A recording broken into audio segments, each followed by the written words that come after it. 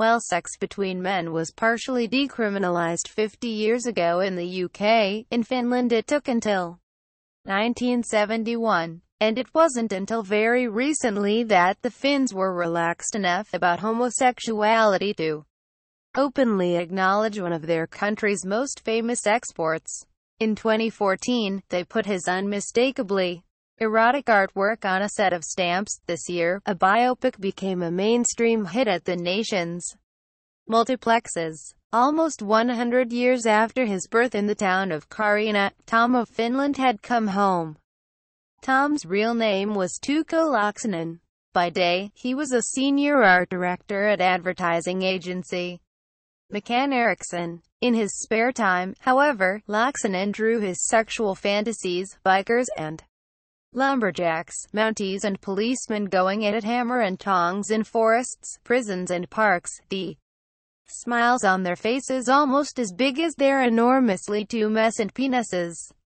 Initially published in American gay proto-porn magazines such as Physique Pictorial, they were disseminated worldwide in dime stores, sex shops or leather bars through an international underground of fans, despite laws against the distribution of such explicit material. Homoerotic artist Tom of Finland gets the official stamp of approval. Read more. Laaksonen's pictures fueled both the sexual fantasies and the aesthetic of many gay men.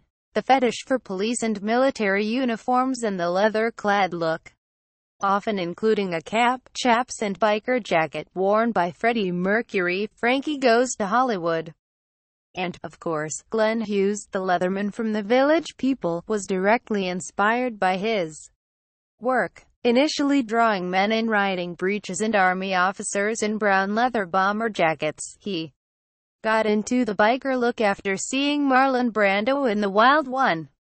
Thereafter, says Dirk Denner, a Canadian friend of Laaksonen's and now the custodian of his work, Laaksonen and the nascent gay leather scene would inspire one another. Laaksonen would draw his fantasies and send them to friends. They would get a tailor to replicate the sexiest garments in the pictures, photograph themselves in them, and send the pictures back to the artist.